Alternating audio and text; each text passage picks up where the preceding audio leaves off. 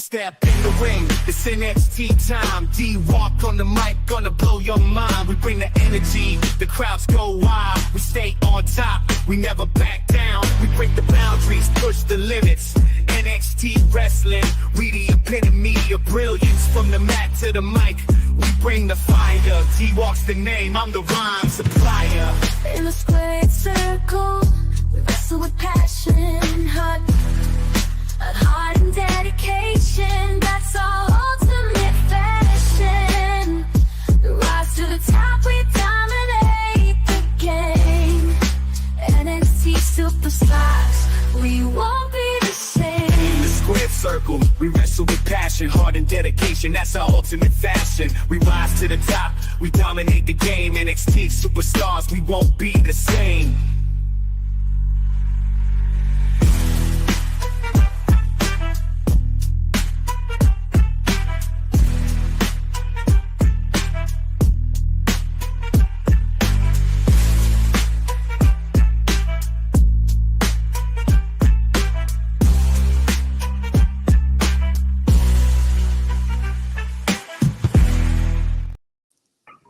Yo, what is going on? This is NXT Time with your boy D-Walk.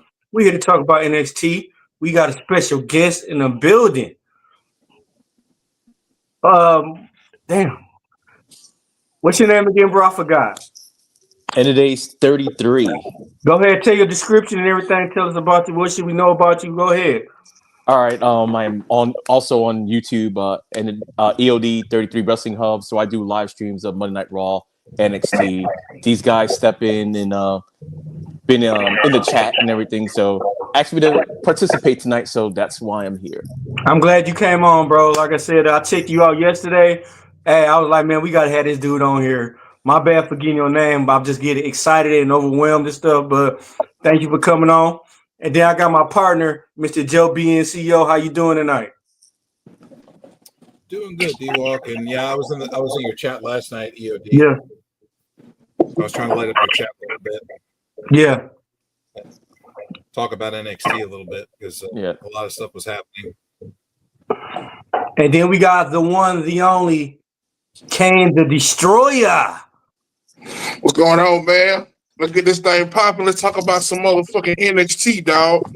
Motherfucking NXT. What we starting off at? We gonna start off. Where we gonna start off at? We starting off the first match, right? Start off at the tippy. Start at the tippy toe. How and that's how Pootie Tang said. Tippy toe. Shout out to Shout out to. Hey, EOD, go ahead. Start it off. Kick it off for us. All right. You were talking about the first match or the first thing that happened? All right. First thing that happened. First thing that happened. We had. What happened? Oh, okay. First thing that happened, we had the No Quarter Catch crew come out, and basically they had to introduce the number one contender because let's be honest, we kind of know who he is, but we don't know who he is at the same time. So they had to give him something. He came out dressed like Randy Orton back in Evolution, cut himself a nice little promo. Kind of. It was a good first attempt at a promo, I guess.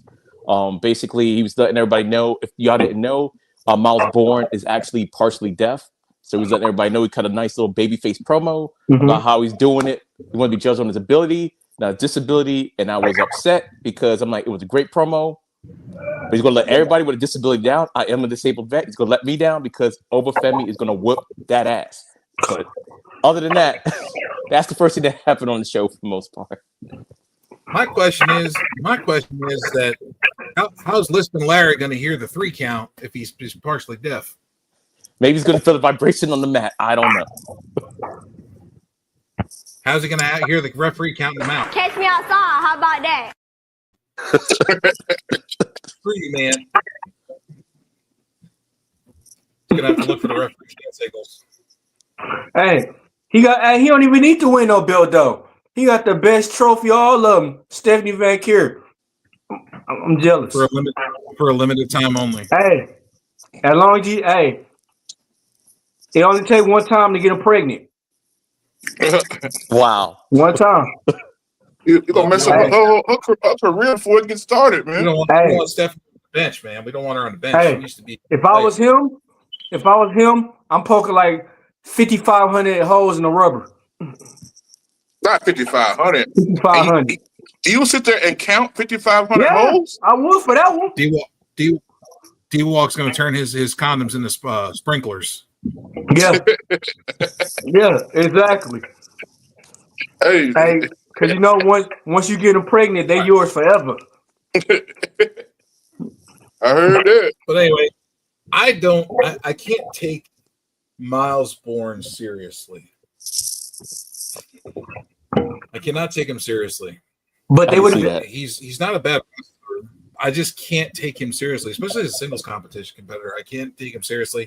He needs somebody who can do the promos for him, so he can just wrestle. Just wrestle, yeah. So he needs his own Paul Heyman. Yes, he needs a Paul Heyman. Oh, He needs a damn. Paul Heyman. I think a Paul Heyman would help us there a lot. Damn. With this I was going to say, I don't know, man. With this guy, nothing really stands out to me with him, though, man. I don't know. It could be me. No, you're right. Nothing really stands out to him. he's Timu Randy Orton. He's Timu Randy Orton. Baby Randy. That's Baby Randy's what they call him. You notice he's got the moves. It's like this Yeah. episode. It reminds me of the episode of Family Guy when Stu was making clones, and then all the clones started having mental retardation effects and stuff, and different birth defects. Yeah. Miles Bourne's Randy Orton is half deaf with a lisp. Oh, man. He came off the clone a little bit messed up. Dude. Bruh. Yep. It's the Family Guy episode. Yeah, but I mean, to me, like I said, nothing really stand out for this guy. It was just like a guy that they got an opportunity. They kind of just threw him in out there, be like, okay, you gonna win this, and we're gonna see how it goes from here. Right. But they kind of did the same thing with Eddie Thorpe a little bit, but now they got rid of Eddie Thorpe. It looked like they're doing the same thing with Eddie Thorpe to Miles Bourne. To me, that's what it looks like. It's like, hey, I could have just kept Eddie Thorpe and did the same thing, I guess, but you know. That's for real. That's for real. But okay, are we gonna skip the fact that All Ego interrupted the whole little shebang bang? Whatever the hell they had going on. I think Ethan Page said everything that Joe wanted to say. Was what Ethan Page said in the ring last night. So go ahead, Joe. I get along with the floor is yours. I get along with the heels well, you know, and he So has he's a a heel. point. You know, All Ego made good points. He is a former champion. He's someone relatable as far as like to the people and stuff in a way. And he should have a title shot. So he was more of trying a to chance of earn a that. title shot. Yeah, more of a title shot than him. Like you said, 1,000,001 chance, and that's basically what it was, because everyone that went into that match last week, the Battle Royal, no one thought Miles Bourne was going to win. Even when he was the third person still left in the ring, everyone thought it was going to be between Shawn Spears and Ethan Page. No one didn't think he was going to win that match. So I was like shocked. I was like, was that botch or was that supposed to happen? You know what? Maybe it was a botch. Hey, I was just happy he won Javon Evans. Hell, Mr. Bouncy. Mr. Bouncy. Somebody, they just need to take his phone away from him. Oh yeah, we Making need to all talk the dumb about that. comments. All right. But first match, we got Obafemi versus Charlie Dempsey. What y'all think about that match? Rico son. I was That match was better than I disappointed. thought. I thought it was better than it was going to be. Mm-hmm. Yeah. It was actually pretty decent. I wanted to see more from Dempsey though. Charlie Dempsey deserves to be able to show us more. He was doing this thing up in NXT UK. He was doing this thing there. Yeah. Do NXT UK still exist? No. Okay. It got folded in. It got folded into that regular NXT. But there's supposed to be rebranding into NXT Europe. Eventually. That's Triple H's baby plan where he wants to get into Europe. to cover the whole continent. Not Okay, just, that'll be interesting. I mean, then, overall, it was a pretty decent match for what it was. I mean, it was decent. That's all I can say. right. You kind of already knew who was going to win, Yeah. and Charlie, he did his thing. He did what he can do, but he kind of left more to desire, because I felt like by him having this opportunity to go against the big dog, well, the NXT big dog, he should have been a little more Charlie. I don't know if that makes sense, but I think he should have just really showed his ass. Yeah. I think him losing and him being a leader, that hurt. Yeah. I would like to see Charlie go on his own as a heel and have his dad as his manager. Oh man, that would be nasty. Slipping him the knucks all the time, sitting outside of the ring, slipping him the brass knucks during every match. That would be nasty. Cause you see, he got potential. I mean, like he could wrestle just like his dad. And William Rico was a good technical wrestler. You see how he was having Obafemi down on the ground. He got a lot of potential.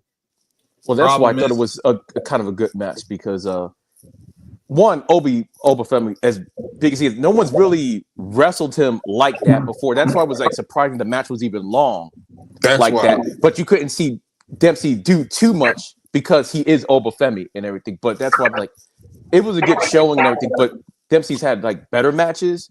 But you can't do too much because it is the NXT champion. You knew he was going to win. Yeah. I feel like they were. I totally agree. I feel like they were trying to mimic Regal and Goldberg again from WCW. Oh wow! Yeah, because you remember William Regal embarrassed Goldberg ass, and then he got fired. Yeah.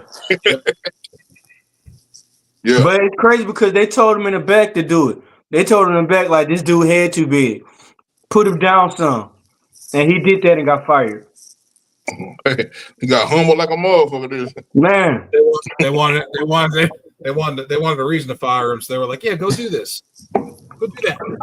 See, I wish they would have made Rico wrestle Goldberg after he kicked Bret Hart in the head. Oh, boy. Goldberg career wouldn't even have no career. I was really hoping to see Regal's son do what he said.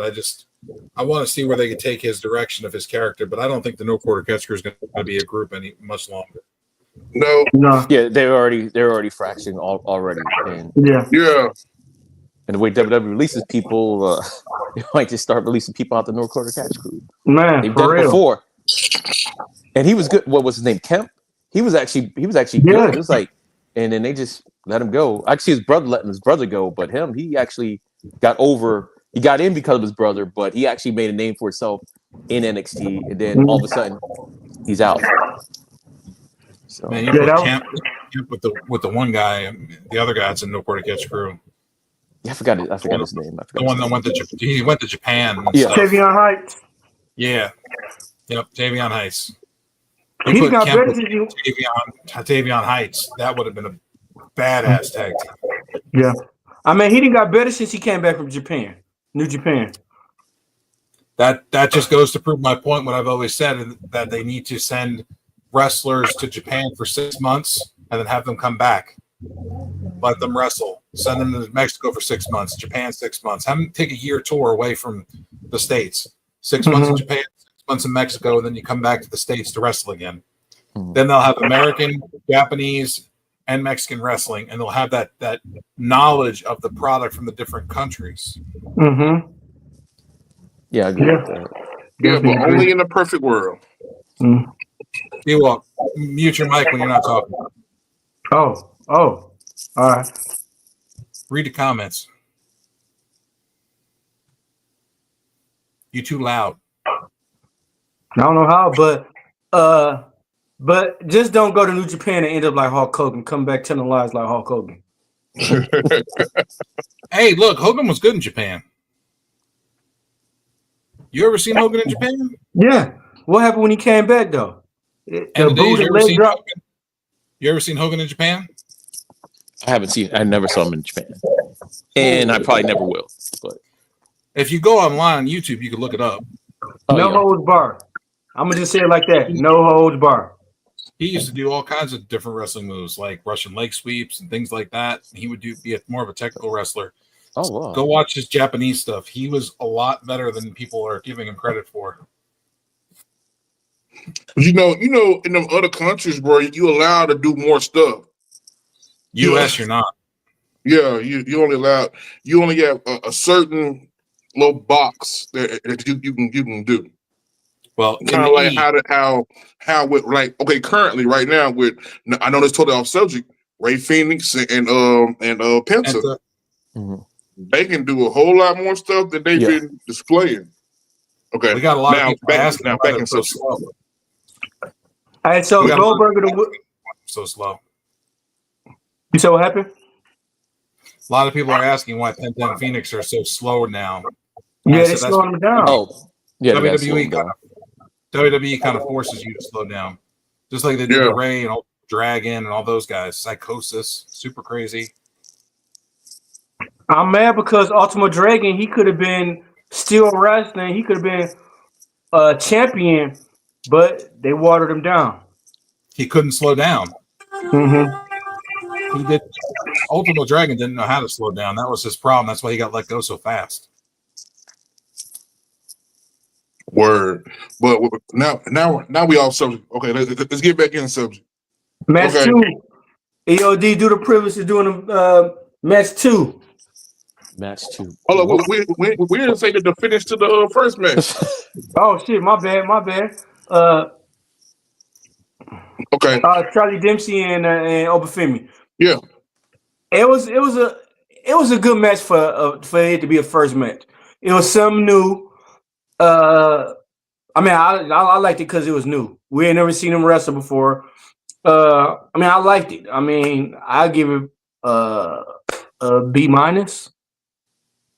But EOD, curious what you think about the match and what would you grade it and how did it end?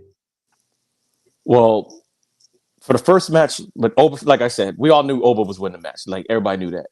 The match went longer than I thought, so that's what I'm saying. It made Charlie look. To me, it made him look good and bad at the same time because we've seen Charlie Dempsey matches and we know how good he is. But this match didn't make him look like he's that good. But he was able to at least hold his own and actually have offense and actually take Oba down, which was kind of the thing that made him look good. So I'll probably say like a B-. But Patrick Dempsey showed that he can hang, just not in this match. It was just weird the way they did it. That's all. Very weird because it was two different styles, and then okay, you can't just go too crazy with the champ. You can't just go too crazy with the champ, and so you do see the potential that he does have, but so I fully back that, but I gave it a B. I give it a solid B because it shows a little bit without disclosing anything else. It show you a little taste. Show you a little taste of what this man could do. And what he could do, except just not with the champ. Yeah. Okay. Joe, what you got, Joe? Well, I'm giving the match a C. Because I know. Yep, because I know both competitors in that match could have given us way more. I feel like they were both being held back. Now, I would like to see a more drawn-out match between the two and see what we can see from both competitors, especially Obafemi, because I want to see his technical side come out a little more. And I don't think Obafemi ever went against someone like Charlie. You know what I'm saying? It's a totally different fighting style than what Oba probably used to. And I think that would modify Oba's wrestling and modify the way he wrestles. I would like to see that. Charlie Dempsey I would like to see Charlie Dempsey put Oba in a situation where he has to wrestle. He has to take the ground. And then that's when we're going to start seeing them classics. Correct. But in the end, we all know who won. Ober family. He won. He won with the grace, the fall from grace. Now we go on to the next match. D-Walk, take it over. All right. Let's see. The next match, I believe it was Wesley and the introduction of his new faction, sort of, because they've been a faction for a while, but they never had a name. Now they are known as the High Rise. TNT as a tag team, all three of them together, they're the High Rise. So basically, this match was set up from last week's episode because Wesley was in the locker room talking that mad-ish with Tony D'Angelo. So they come out there, they had a match, and I actually thought the match was pretty good. It was actually longer than I thought it was going to be, but it was pretty good. What did you guys think of the match? I really don't. I mean, why are they called the High Rise? I don't know. Maybe because they're too tall, like High Rise, and he's short. I don't know. Like the name is crazy. I didn't say I like the name, but so we got at least they got a name. We got a Jefferson reference. They go into the big penthouse in the sky, and it's spelled weird too. What is it, like RYZE or something like that? So it is what it is. Hey, who the hell is naming tag team? Shawn Michaels just looking at the alphabet with one eye going left and one eye going right, and just hitting the key. That's that ChatGPT suggestions, like so. And hey, shout out Black Couch Booking. What's going on, buddy? See you in there, and Jalissa, we see you as well. Man, but beyond that was a pretty decent match, though. I mean, it showed like Tony was doing this thing in that match. I ain't gonna lie, Tony was doing this thing. Wesley was selling his ass off. Yeah, he was selling like he liked depending on it. He was selling, but in the end, we all know how this match ended. Yep. But Wesley gets to win by pinfall with his little kick. Well, and a distraction. Stacks got there to Rizzo's safe house. Now this took a little bit. Okay, we all know what wrestling is, but this right here, the disbelief of like, okay, he's at the safe house. So Tony D'Angelo decides to, okay, let me leave now to get to the safe house. Stacks is already at the safe house. I don't know, like if it was around the corner, maybe you might get there in time, but he's there. And now he's going to take off, and like spoilers for later in the show, it takes a while before he even leaves the building. I'm like, I don't know what you thought you were going to do, Tony. I just don't know. So I thought he was going to rally the troops. He thought he was the Flash. But the thing about it, this is what I'm saying. This what made me messed up about this segment. The safe house is you supposed to have people, you supposed to have your crew watching over the spot. Why wasn't nobody there? Where your crew at? That's what I'm saying. That's what I'm saying. Why wasn't nobody? It's supposed to be a safe house. You're supposed to have somebody there. It ain't a very safe house. And if it's a safe house, you know he's on the rampage. Why are you going to put her in a safe house that he already knows about? One that he said that he used to actually take people into that same house. So it's not like it was a secret safe house. That was a safe house you told this man to put people in. So that didn't make any sense either. I guess the Don really is slipping. But except Wesley's going to be the... Oh, go ahead. But they never showed Rizzo either, so we don't even know if she was in there or not. Yeah, if she was even there or not. I thought maybe it was going to be a setup for Stacks because it's like, okay, that's what I was thinking. But since we never saw Rizzo and the fact that he got beat down with a crowbar, if it was a setup, he miscalculated. Well, the way he got his ass beat, she should have been in there. He took a crowbar to the knee, which set up the match for Battleground. So now it's official. Tony D'Angelo and Stacks Lorenzo at Battleground. Stacks Lorenzo gave the Don and Nancy Kerrigan. Did they talk about that on commentary? I'm trying to think. Did they say something about that? I can't remember. That was the first thing I thought of too, with the Nancy Kerrigan thing. So, Dink. I was like, "Yep, he Nancy Kerrigan the Don. Here we go." Hey, that's something Joe been plotting on Psycho Sid for the longest. Now I'd have to dig the motherfucker up to do it. Jesus. Don't shake your head. Joe. Don't shake your head. No, Joe.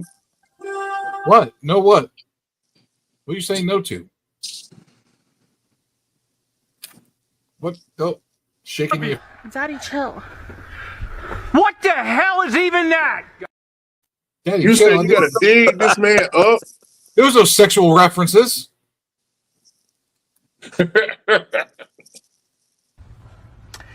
This is the worst. That's better. That's better.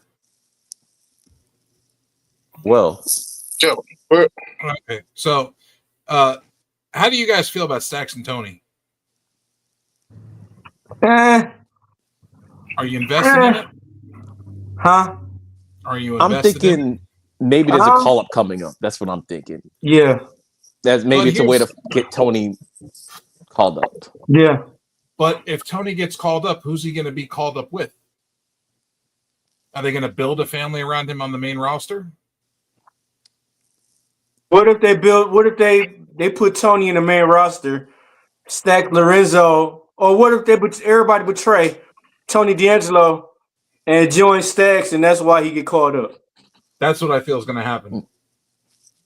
And then you could always just have him as the Don of the WWE main roster and just have his lackeys around and eventually maybe figure out a way to give him a new like inner core family. But he could just be running things like he has now with the restaurant, with the guys around or whatever. They could do that, or some extras that they Hey, got. where Big Vito at when you need him? Big Vito. Oh, He's in catering eating pasta.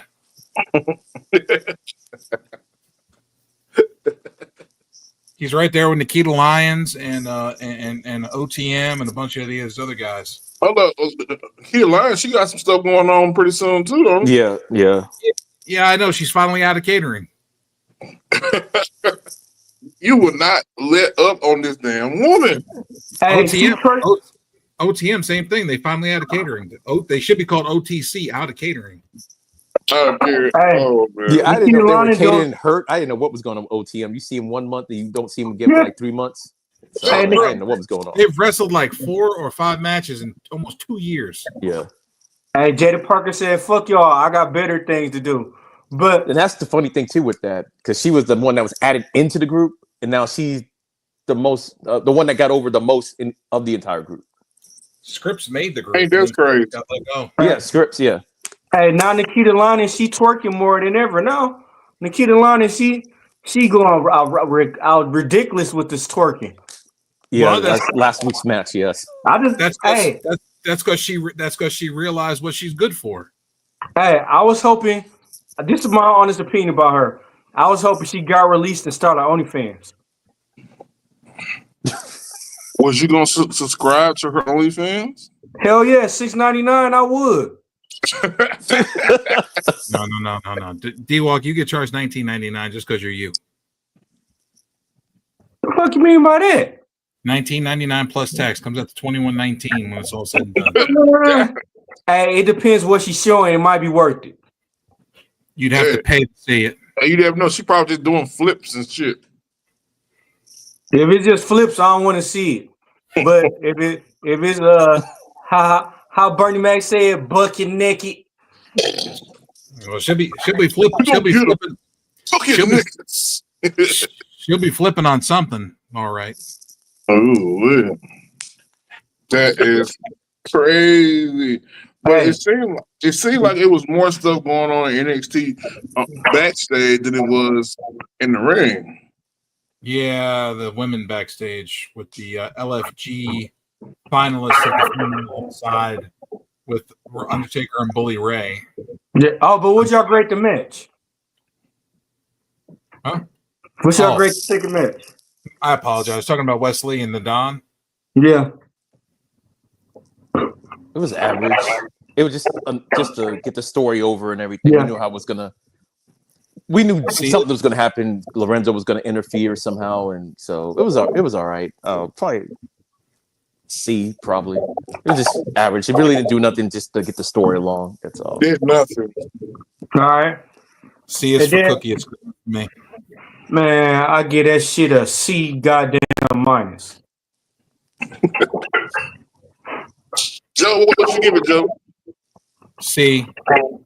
See, The spots were good, but it's like there was really no point for this match at all. There wasn't no point. It wasn't no storyline and nothing. It was just like, Tony D'Angelo was eating a sandwich and catering, and they snatched the sandwich out of his hand. Like, man, you got a match with Wesley. Go ahead. They had one thing that I thought was going to turn out good when when Wesley was talking this ish to the Don, talk about you're not the Don no more. I thought Wesley was going to say I'm going to be the new Don now, but he was saying Lorenzo's going to be the new Don, and that's when Tony got his little offense in. I'm like, he should have said he was going to be the new Don of NXT. But Wesley ain't been the same since Trick slapped him. hey, that makes true. sense though, for That's real. That makes sense. Hey, he slapped the Sonic rings out of his ass. He ain't been right since. He did a Willis to Garrett Coleman. He smacked the shit out of him. Man, he gave that motherfucker a ooh-wee lick. Because you know Wesley looked like Garrett Coleman with that damn haircut. Man, hey, I'm surprised. I'm surprised at the trick that the witness slapped this man. I'm surprised, bro, went out there on that script, bringing his money back. Man, I'd be if I was Wesley, I'd be embarrassed. I'd be like, I ain't going fucking out there. Did you see what just happened to me? Hey, if I was Wesley, somebody gonna end up on a T-shirt. Go get the gun. Hey, for real. I think we need to give Wesley and them grab somebody's inside out pocket. But no. That whole slap thing, he had his partners around him. And they did shit. just like they ain't do shit. They ain't ride for that man. His boys didn't do nothing when Gunther was choking his ass out a couple weeks ago. People like that, people like that, you don't need to hang around with no more. No. Oh, they ain't ride for him. If anything, if you take an ass whooping, we all take an ass whooping. That's right. But that's fucked up though. They're called high rise, and they didn't rise up to nothing when Wesley getting his ass beat. Every time he gets his ass beat, they ain't doing shit. It's like they're high and stoned and can't move. Yeah. And Trick he slapped Wesley and looked at them like, "What y'all gonna do? It's two of y'all." Man, come on, man. Here's like, hell no, he gonna slap me too. He got plenty of slaps. Well, Wesley was asleep. He got goddamn a soundtrack slapped into him.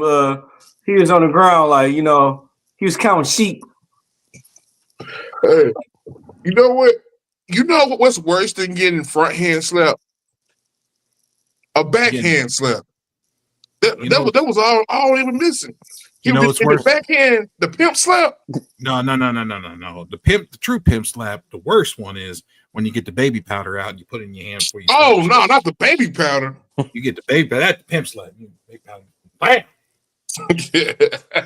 Hey, I don't know if y'all seen that Red Man video when it's called "Slap the Shit Out of You." That's it. That's exactly what it was. Hey, the fucked up thing is every time Wesley gets punked out, he's probably got DMX Where My Dog's At playing in his head every time.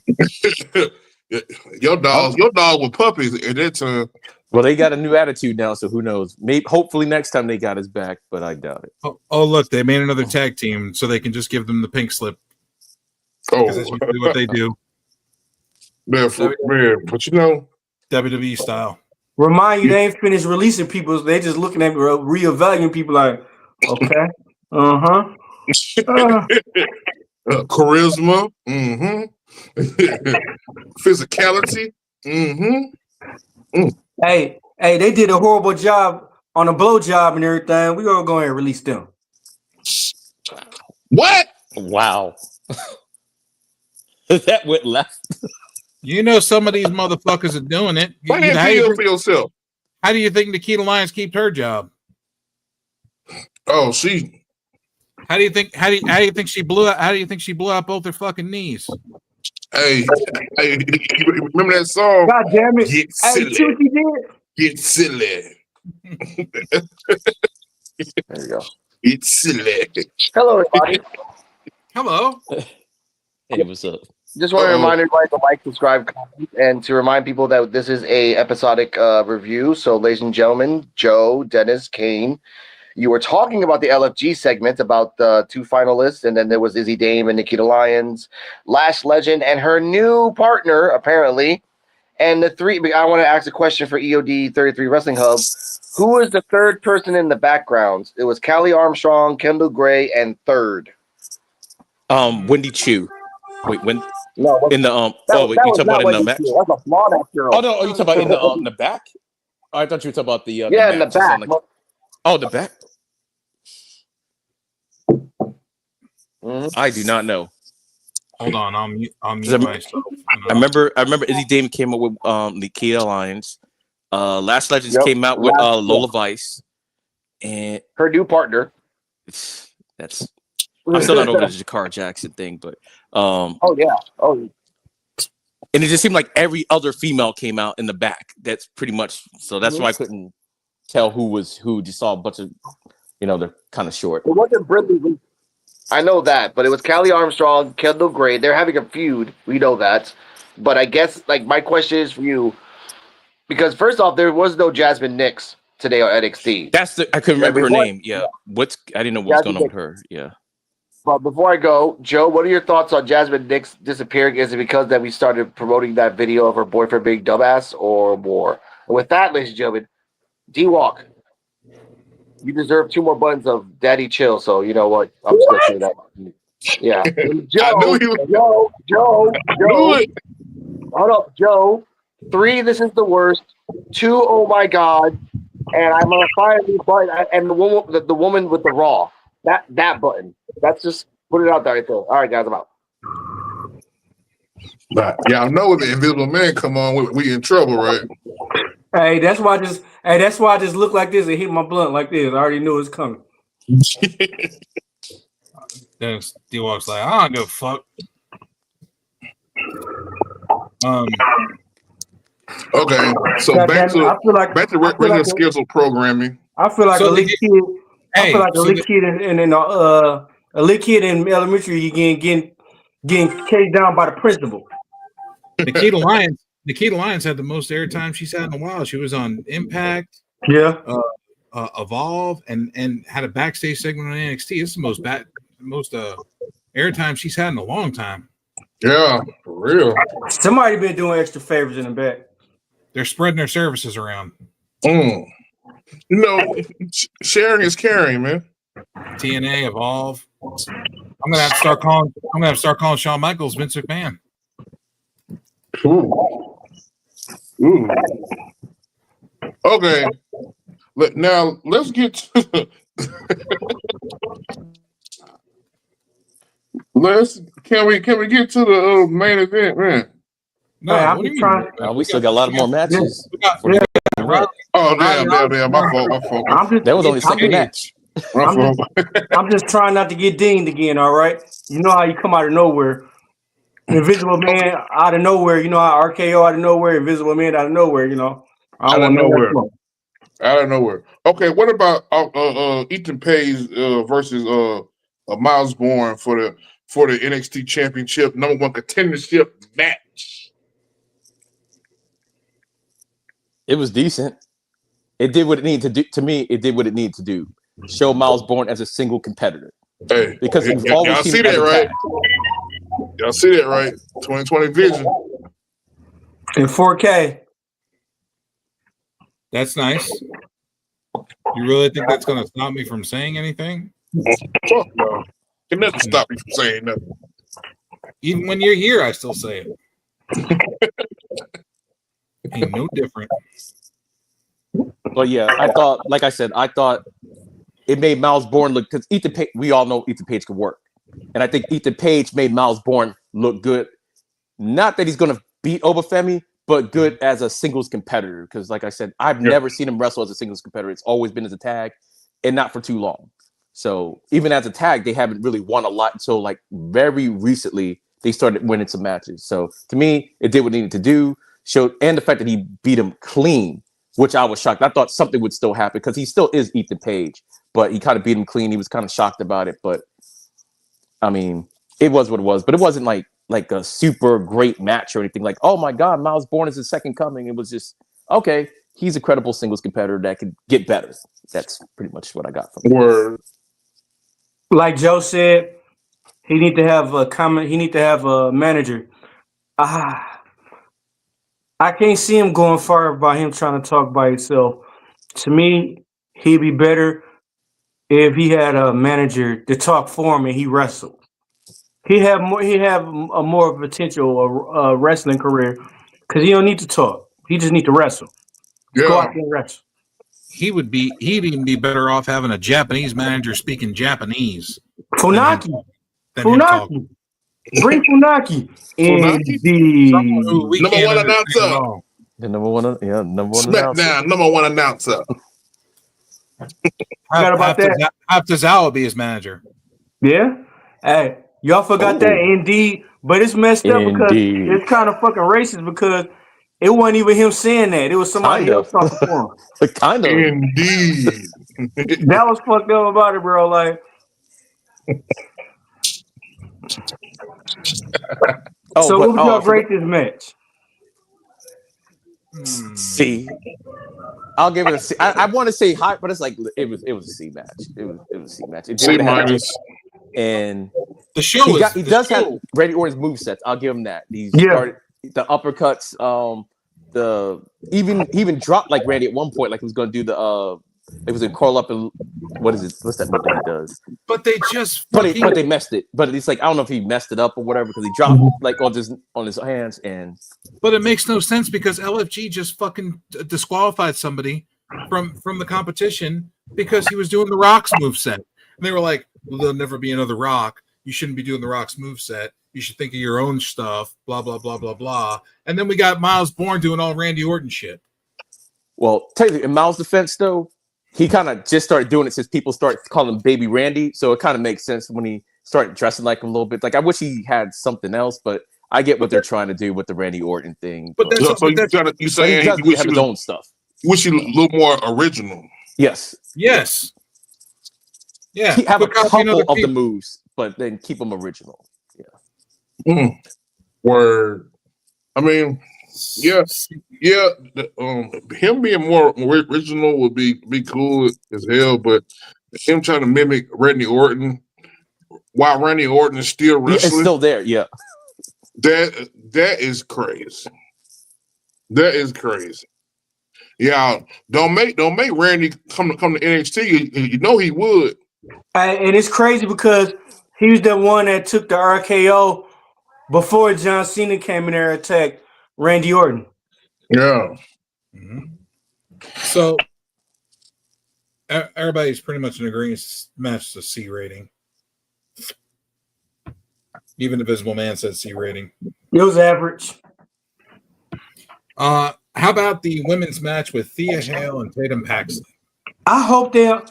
That match was kind of crazy. I hope they need to. Thea Hale, like, they need to make her less hype. Like she's starting to give me Chase University vibes. She need to be serious, like she was at first. It was like after she left Chase and came out in all black, she was serious hell. And then their next match, like she came out running around happy and everything. No. Somebody said something to her in the back. It had to be. I can see Thea Hale turn a heel. Like that same thing you talk about how she's so hype. That hype ends up turning her a little crazy towards the end and everything. Like she has like that vicious look on her sometimes when especially when she's getting her ass beat and everything. Then she turns from like hype to I'm gonna kill somebody. And they need to give her that Shayna Baszler snapping arms personality. Yeah, because she always looks like she's gonna snap somebody's arm off, but she just never does it. So yeah, I agree with that. I don't want to hurt no one. But Tatum was on a different level last night with her storytelling skills. It's like she's screaming, but she's not screaming because she's getting hit. She's screaming because of the releases of Gigi Dolan and Shotzi, which is I'm surprised they even played that into the storyline because we all know that was her whole group. And another group of hers got released.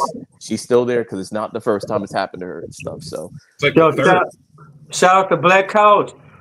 He says Black Couch book has said the best. They have no direction for the two girls. They had to find a way that both people win in a weird way. Makes sense. but how this match ended, that was Yes. crazy. I've never seen anything like that before. Disqualification by eye gouge was crazy. I was like, She kept grabbing at her eyes though, like she I was. was like, But that's what? still That was crazy. But I liked it. That still didn't make no sense at all about the match. Like who looked weaker, who looked stronger. That to me, it made Thea Hill look a little weaker to me because, like, come on, man, you let somebody eye gauge you 4 or 5 times. To me, what I got of it just made Tatum Paxi look super unhinged because I'm like, okay, you don't really do an eye poke and everything, but to take somebody's eye in front of the ref and not give a damn about it, it's like because you're that upset, like it's like you're just wrestling, you don't care about the match, you just want to hurt somebody, and I'm like, wow. I was looking to see her. I was looking to see her rip her eye out. I mean, Seth did it to Ray. Yeah. Mick did it to Vader too. Yeah. In that case, Tatum Paxi should have acted like she bit her eye and everything and chewed it up and spit it on the ground. Chewed it. Graphic. This is PG, sir. Somewhat. I was shocked just because it was like on the CW network, and I was like, We need to get away. We need to get away from this fucking PG bullshit. Yeah, man. I hate when I see little kids like talking about wrestling and everything like they grown. No, make it like it used to be and everything. So these kids got to cover their eyes or had nightmares or something. Come on. Hey, make it so that's how we grew up. I remember people used to cry over the Kane and Undertaker. Hey, we might see a one-eyed pirate Thea Hale. This Invisible Man says, well, if we do see that, let's hope she comes out with the fake parrot and the hat to go with it and a peg leg and a fake hook. Have her go all out. Pirate all the way. Hey, and talk like a pirate, like, "Arr, shiver me timber." If she needs tips about walking with one leg, she can ask Zach Allen. Word. Where's the is he going? This is the worst. Pirate, bro. That's funny. So, okay. All right, next we had a backstage segment with Joe's favorite wrestler. Say his name and he appears. Pookie Lowe and P. Diddy and P. Diddy Jr. Fucking Ashanti, grab the baby oil and get him a charge of Adonis. And Javon Pookie the Crackhead Williams. He did not like this man. Hey, somebody grab the baby oil for me. I can tell when Joe doesn't like somebody, he don't like them. Two of the worst fucking characters on the fucking NXT brand. Get rid of them, ship them off, put them somewhere else. Javon, gain some weight, learn how to eat, gain some weight, put on some muscle, get up to like 215, come back, do your same shit at that weight, you'll be good. Hey, I'm surprised ain't nobody saying shit to Javon about the comment he had. And the fucked up thing about the comment he said is he used to work in AEW. Yeah, we're going to talk about that right now. So Javon Pookie Williams had a comment about made a derogatory comment towards Ricochet of all people, about how he doesn't. Let me pull the comment up because I'm going to read it. I will read it. All right, this is my first time I have the hearing about comment. it. I have the comment right here. Hold on, let me open my phone here. Hey, you can't say too much about Ricochet. Ricochet been holding it down for a long time. Yeah, I know. He's a dumbass. What do you want me to tell you? Javon Evans is a moron. Welcome to the dumbness of the Javon Evans show. But Ricochet shut Javon Evans' ass up. Hey, you ain't win the title yet, kid. Kid. Hold on, I'm trying to find it. Yeah, I didn't know there was. I know they had a little Twitter beef or anything. Yeah, That's my first time hearing about it. And then he called Tony Khan a crackhead. Mm-hmm. Hey, you don't want to burn. You don't want to burn your bridges so soon. No, you don't want to burn them bridges, huh? Here it is. Everybody works for everybody in wrestling. If Tony Khan a crackhead, he a rich crackhead. Very rich. The comments were deleted, by the way. You learned from HBK when I was 12 and became a multiple-time champion. This is Javon. Now you're wrestling in front of 2,000 people every week for a crackhead. Talk about an upgrade, am I right? Laughing face, the young OG. Ricochet responded and said, "Brother, I was learning from Shawn Michaels when you was like 12. Then went on to become multiple-time champion. Let me know when you win one, little boy."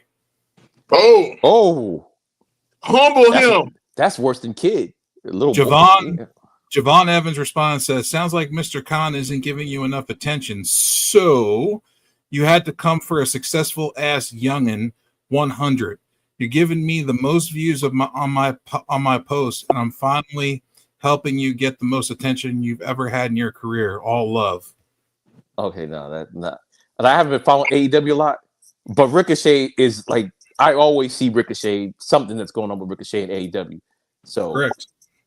So that was since deleted. That was deleted right away. After all that went down. Yeah. Well, but the funny part about that is, hang on one moment and I will pull the picture up. Where is that picture? I know I sent it to D-Walk. Hang on, I'm going to pull the picture up as soon as I find the motherfucker. It's a picture of Pookie Williams. Hold on. There it is. Man, yeah, man. Yeah. Hey. So I'm gonna have to see what that is? See who he's wrestling for? Oh wow, yeah, I think I remember that. See who he's wrestling for? AEW? AEW. And he wasn't good enough. He couldn't cut the mustard, so they fired his ass. Wow. Damn. Why do you use a Hulk Hogan phrase? Not even for the dark matches? He wasn't on dark? Yeah. That's about as far as he fucking made it. I'm gonna say Dark used to actually be pretty good. I used to like watching that. He said he couldn't cut the mustard. He hit a Hulk Hogan reference on your ass. Yep. Had to go to NXT because AEW didn't want him no more. And now he's talking about do the crackhead and shit. Boy, hey, WWE show got him throwing them walking papers out left and right. Right. Like me shut the fuck up. WWE got him throwing up gang signs off the other side of the tracks. Hey, I'm just saying. Hey, what happened if you're not that big of a star yet? You can't just be saying whatever you want. So, so what happened if WWE released Javon Evans? Tony Khan hire him just to fire him? Like, bitch, who's crackhead now? Wow. Hey. Or he hires him just to give him a low. Hey, he probably have him in the office and be like, "So I'm a crackhead, motherfucker." So I'm a crackhead, motherfucker. You want the best thing to do? Tony Khan hires them for a really low salary for a 4-year contract, and then never uses them and makes them sit at home. Oh, horrible! Or before every episode about I'm a crackhead, huh? Smoke this. Oh, the Wayne Brady. Give him the Wayne Brady in the car. Hey, you gotta be careful of the bridges that you burn, bro. And him, you can't burn that bridge with him because they are the rival. And now they have this feud going on with where Sean Astin issued a challenge to Javon Evans. So now Javon is getting lowered even further from the main event all the way to Wrestling Evolve wrestlers. Congratulations on your demotion. Okay, gotcha. Congratulations on your demotion. But is it demotion? Because remember, they used to have the WWE guys come to NXT back in the day. Like I remember seeing Kofi from the main roster fight Rusev. type of deal. Maybe get more eyes on Evolve. Maybe I don't. Yeah, know. but who's That's if that's the focus. Who's That's if that's the focus. So it's like I don't know. I don't think that'll be the focus. I think that that'll be for him being petty. What they need to do is let Triple H start Sunday Night Heat up and have Javon Evans be the only one wrestling by himself. There's two things I remember from Heat. When The Rock had that thing with Billy Gunn and Stone Cold Steve Austin coming out stunning everybody for the entire hour. That's Stunner Barrage. It's called a Stunner Barrage. Man, I was funny. I was just watching it yesterday where he came in every match and stunning everybody. Jeff Jarrett, Mark Mero, the referees. What was it? Sergeant Slaughter. At the end, he even threw in the commentator, threw him in the ring. He's about to stun his ass. Hey, Stone Cold was unhinged, bro. Man, Sunday Night Heat was the shit, bro. Man. Invisible Man is asking who is going to fight Ricky at Battleground. I hope it ain't Javon Evans. Sean. Wait, fight who at Battleground? Shanti. Ricky Saints. Oh, isn't it going to be Ethan Page? He took him. Well, that's a little bit further in the show. It should be Ethan Page against goddamn The Rock 2.0. Oh no, this is what it was. Ricky Saints was like whoever wins 2.0. the match gets a shot at him later after Battleground. So it was what? Legacy, Javon Evans, and is it a triple threat? What is it? Shanti a part of that, or is it just Sean Legacy and Javon Evans, and whoever wins that match gets a shot at? I think Shanti got involved. Okay, so the triple threat match. So whoever wins that will get Saints after the fact. I don't know if it's going to be at Battleground or after Battleground. I can't remember. Okay, after Battleground. Okay. Yeah, because Battleground's in like 2 weeks. Yeah. I ain't gonna lie. Ricky was doing the Rock shit up in AEW. Well, he was trying to. He's still doing it now. Yeah. Collar shirt, glasses. Come on, bro.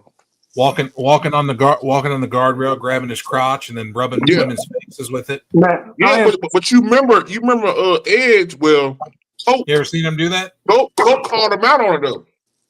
Yeah, Coke called him out on it. And the days, you see him do it?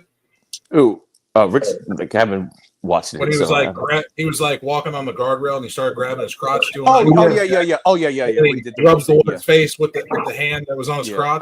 Yeah. Have my ball sweat, woman. Hey, where's The Rock at? Like, somebody need to tell him, like, dog, you acting like me.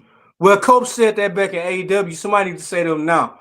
Dog, The Rock still wrestle, right?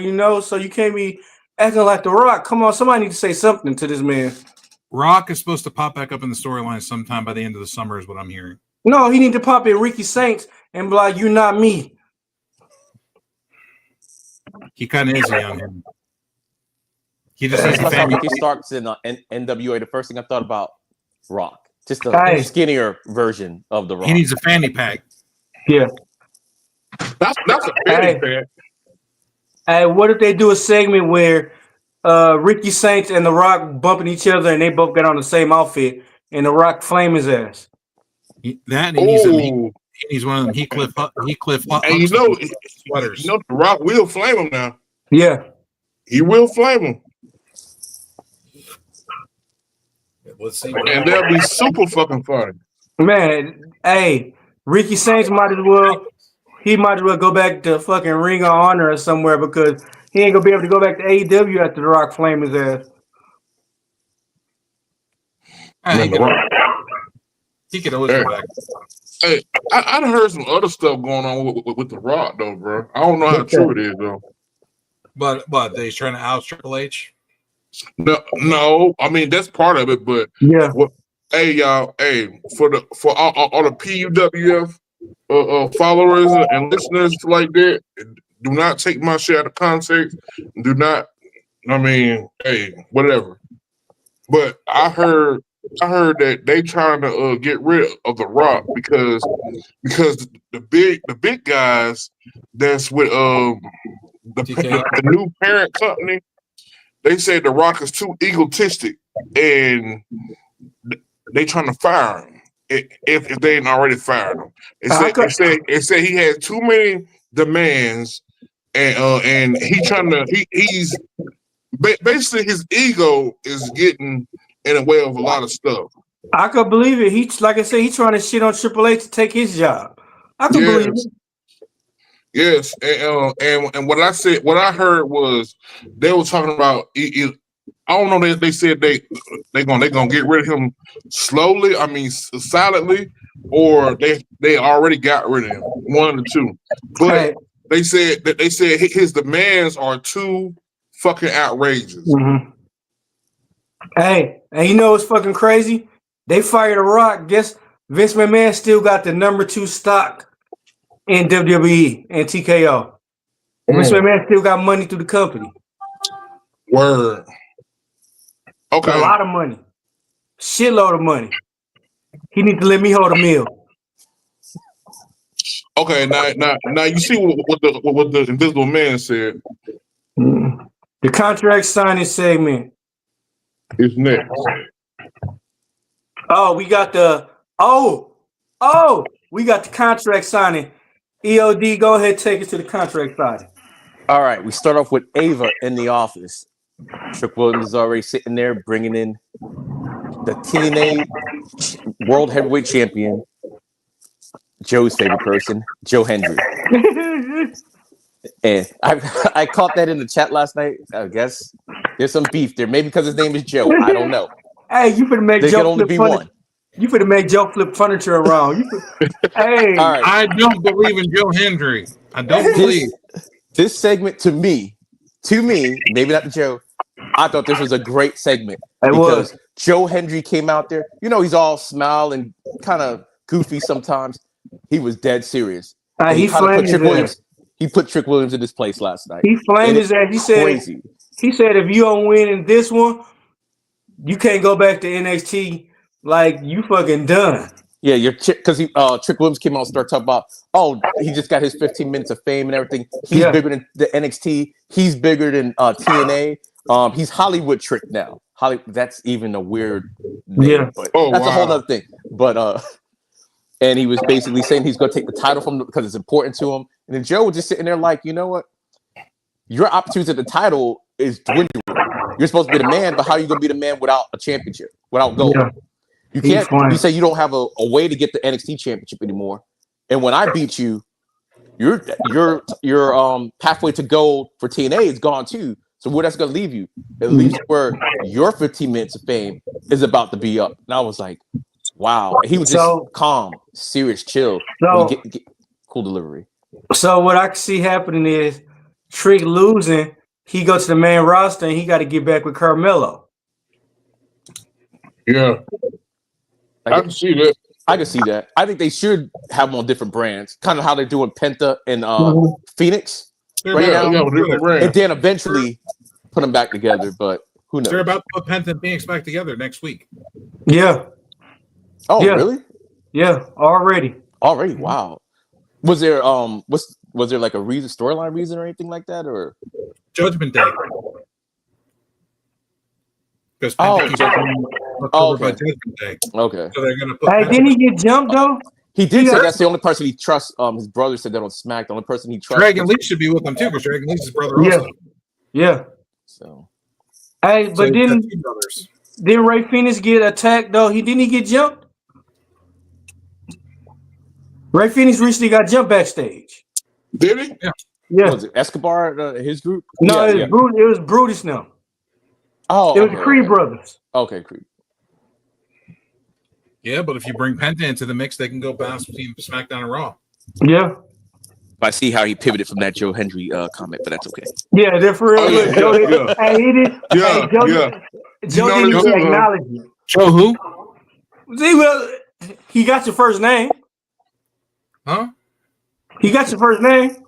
I was born before him. He don't got shit. And he was born in another country. He don't count. Oh, but a little bit off topic. Ava, guess what? I think Ava's going into her own as a GM. She feels like she's a GM now to me and everything. Before she was kind of acting, but now she feels like an authority figure to me. So. Say his name and he appears. Go fuck yourself, Joe Hendry. Wow. So much hate for the man. Right. So much hate. Hey, he representing for all the Joes around the world, man. May he break a leg. Damn. I believe in Joe Hendry. I believe in Joe Hendry. If you're watching this, I believe in you. Hey, I was gonna do my Joe Hendry thing. I want to believe. Hey, you don't want to say that because Joe would make it so you don't come back on another episode. I want to. He won't be around in 2 weeks. He won't be around anymore. He'll be doing his TNA thing. So everybody hit that Joe Hendry spin on Joe. I got something for Joe right here. Some super glue. Some super glue, motherfucker. I will put that motherfucker's lip shut. Make sure he can't fucking talk. But he'll smile though. Yeah, but if he can't talk, he can't say anything. Hey, how my man said. And if you super glue a motherfucker's fingers together, he can't play guitar either. Hey, how my man said on Bad Santa, the first one, your heart is black. What he say? Your heart is cold. Your soul is black as shit. Yeah, for real. I hope Trick Williams takes that title from him. Hey, you know what? Like that? Hey, on some real shit, it could happen. It can't happen. It can't happen because they done had a couple of little interactions with TNA, but nobody lost their championship. Maybe this is the time that somebody lose something. I don't think so. If they would have did that, they would have did that. I'm just saying. But they would saying because Trick can probably beat Joe. And then just run it back, have him beat him like later on down the road, like in about a month, the next pay-per-view. Yes. He doesn't have to have a long run, like they did with Dolph Ziggler and Braun Breaker. My money, like, just a short little run, just to say you did it. My money is gonna be an interference of somebody in TNA. But you know, Trick can beat this man though. But Trick was dirty for Joe Hendry that he got his ass whipped in 3 minutes by Randy Orton. I did catch that line. Mm-hmm. He was cold for that. Yeah, but you know, anything's possible. Yeah, but I don't like I said, Trick about to go to the main roster. The best thing they could do is have him and Carmelo get back together because they both ain't doing shit. Yeah, Carmelo's doing something with the Miz. What if they don't want to put him with Trick? I mean, put him with Carmelo. And that's why I think Trick should go on Raw. Yeah, if he go on Raw. Yeah. I mean, what if they have something else planned for this man? And then if he does win the TNA championship, he's gonna be on NXT a little while longer. Yeah. At least till after he loses. I bet you a 12-pack of your favorite pop. I cash you up it. They're supposed to have the draft. I heard that they were going to probably do it after Battleground. Yeah. I heard that too. Yeah. But on some real shit, we do need somebody from WWE to win some NXT gold. I mean, some TNA gold. They should have did that with they should have did that with Wesley. Now they fucked that up. I thought, and then when Moose and Obafemi wrestled, that should have been title for title. They fucked that one up. I was shocked that Moose was even on WWE TV. Yeah, but and that was good. Yeah, that was a good match. And we didn't see it title, but it wasn't. They need to have Moose. They need to have Moose more involved in WWE. We were calling that match for over 2 years. We were calling that match. Man, like versus Zoba. I think when me and Joe were talking about that shit. Yeah. Yep. Like we were talking about that shit like right away. Like as soon as they did the NXT TNA crossover, we were talking about. That was the first match we were talking about. Yeah. Yeah. And then it fucking happened. Finally. Yeah. Finally, yeah. And it happened. But ain't no telling how they gonna go with this shit. Because to be honest with you, somebody need to win something. At some point, yes, it has to happen, or else what's the point? I don't give a damn if it's a tag team belts. Somebody need to win something. Mm-hmm. The Hardys should have won the tag belts. Yeah, the Hardys should have.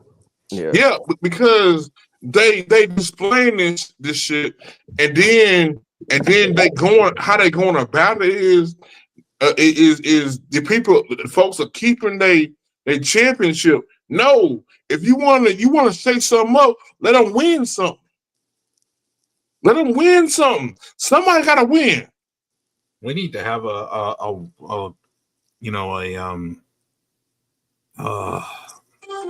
we need to have like a brand versus brand type of war between TNA and NXT, where they have a team like an invasion angle. Hey, it probably won't be long. That would have been perfect for Worlds Collide, really, but they got a lot going on right now. Or you never know, maybe something might happen at Worlds Collide. Yeah, something gonna have to happen. TNA gonna have to for TNA to have a effect on NXT.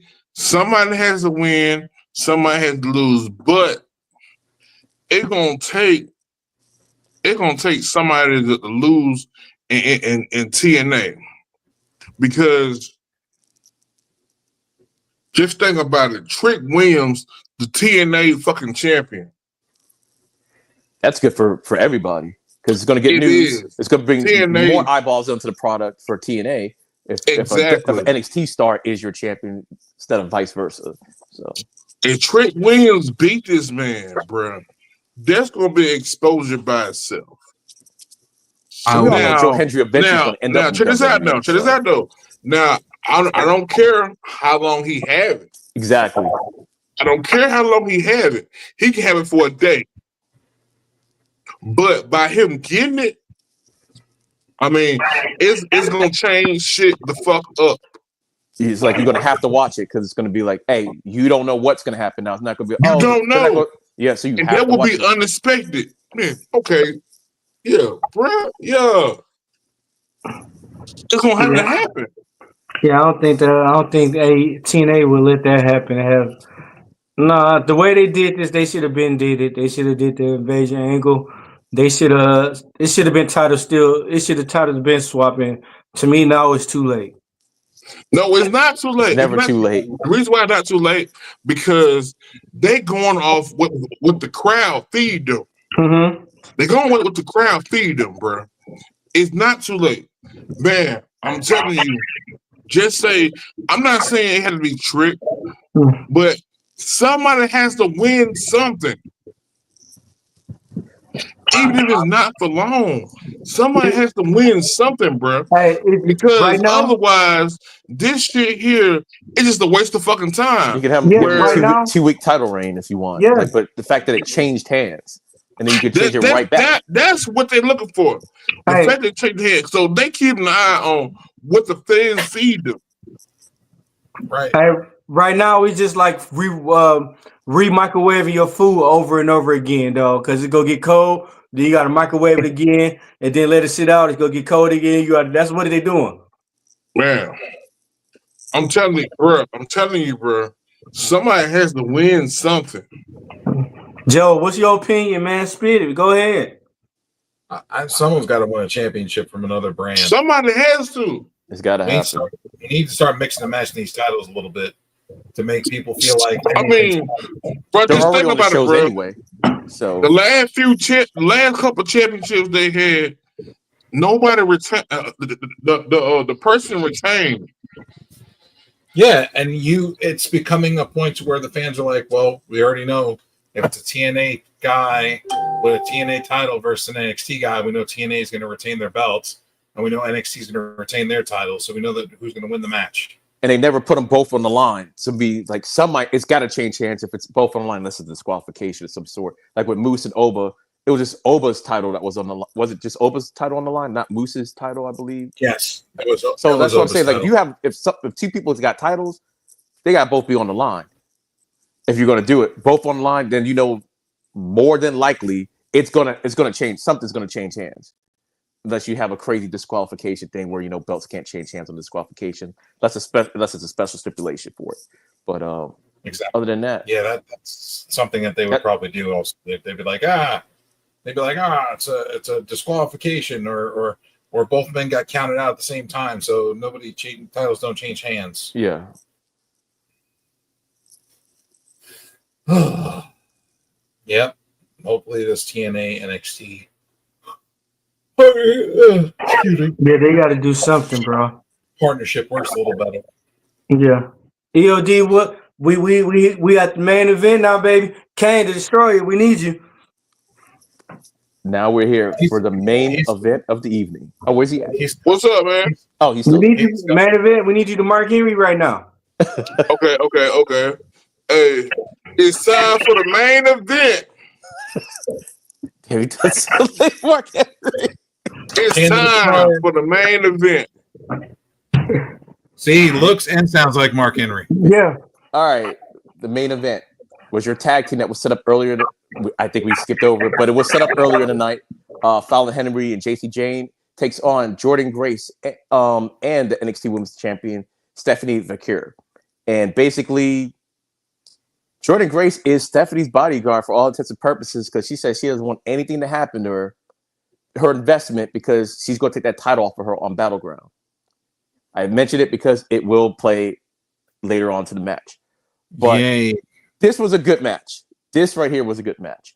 I think Fatal Influence time is almost done, and Nyx, like you said earlier, where was she?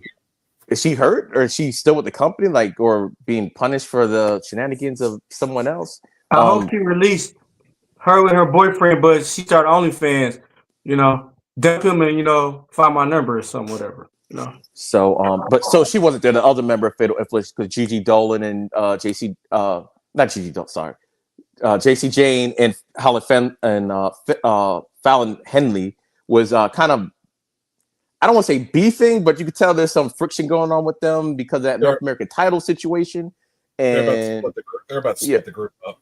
Yeah. So but for the most part, Stephanie was getting worked over, which I was surprised. I thought it would have been Jordan getting worked over since she's not the champion, but Stephanie was getting worked over in this match by the two of them, and they had some good tandem tag team offense. Is basically what it was, in my opinion.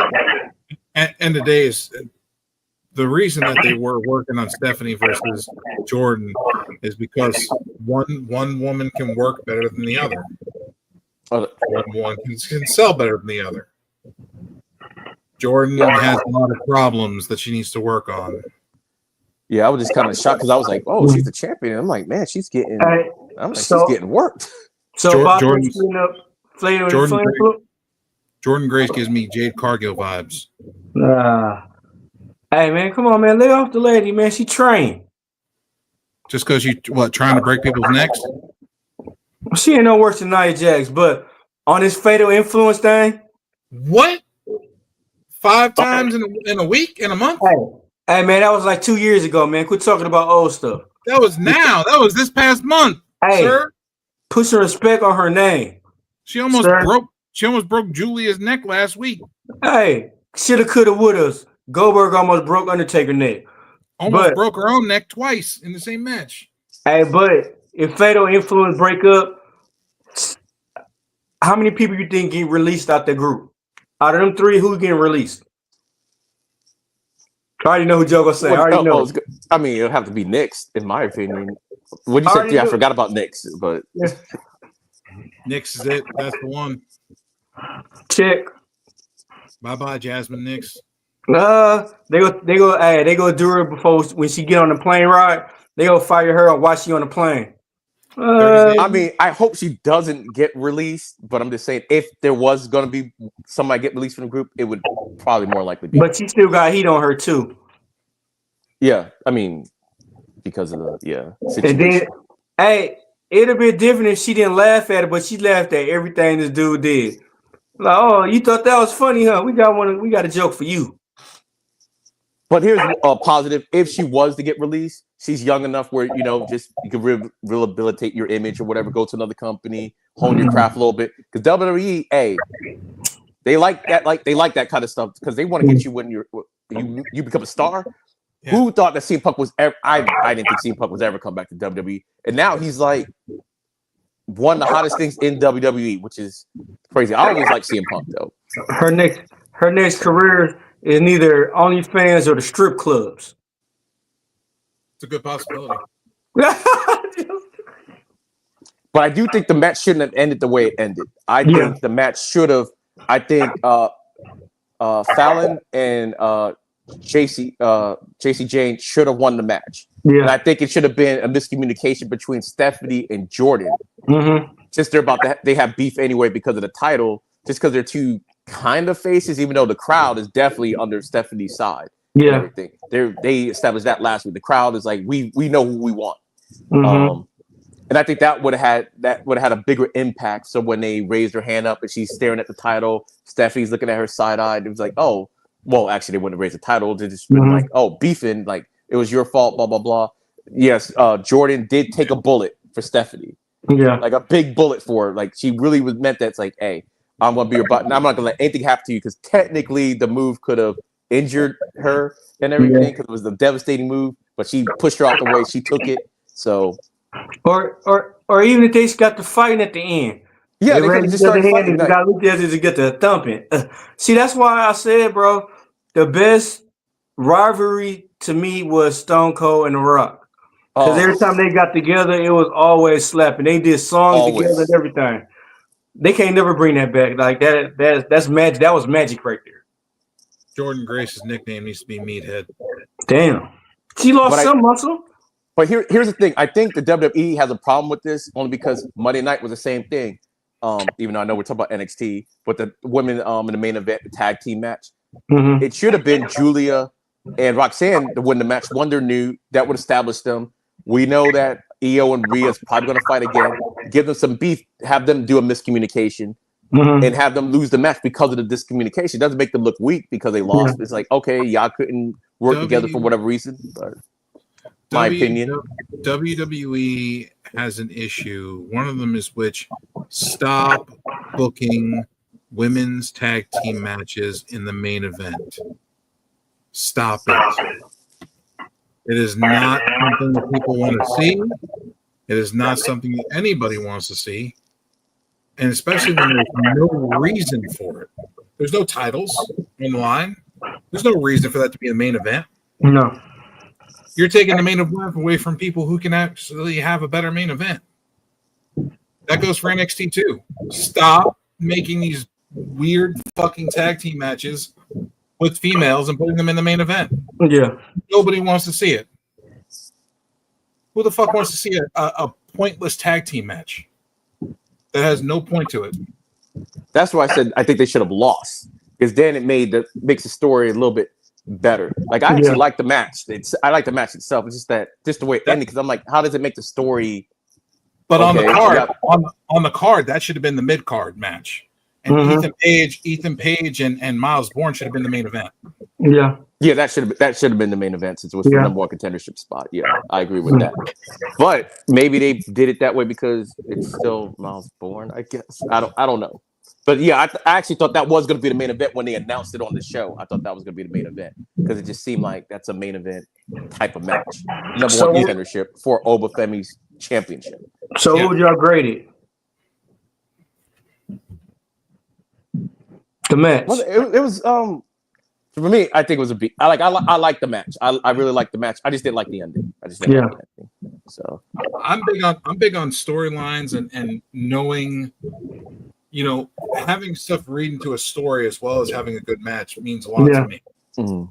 To me, the match was meaningless. Yeah, they didn't have to have this match with Fatal Influence. That's true. It kind of has no meaning to it. It was thrown in there, and they put it in a main event on top of that, where the match had no meaning and no bearing on anything. No, on either or people, either or. Because Bakir go wrestle fucking Grace and fucking Faded Widely Flavor Influence nowhere. Exactly. That's why I'm going to give this match a D-. Yep. D-.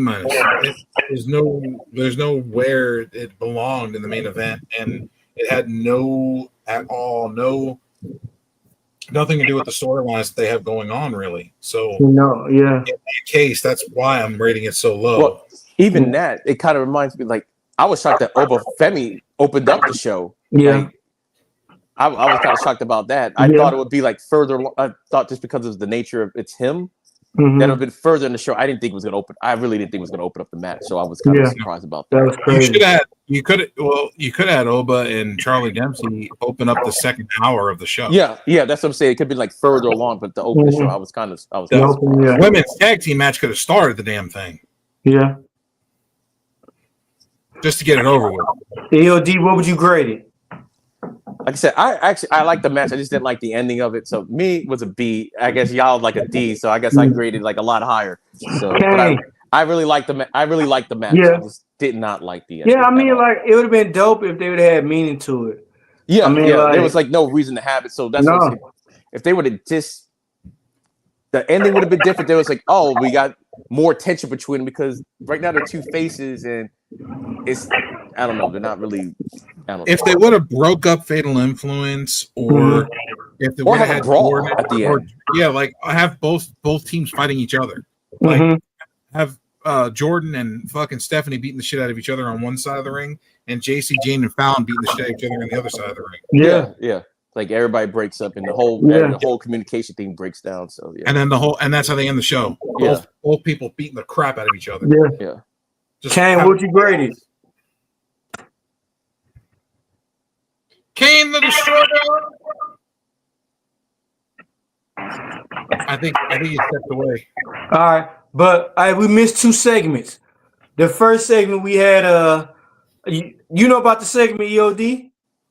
What, the one that set up this whole match? I remember. That one with Josh Briggs and Hank and Stank. That's right. Was it Josh Briggs was talking about how his partner went back to Japan? Yeah. And then wait, who came on and started talking about? I can't remember. They was talking to Hank and Stank, and Sean Spears is right there.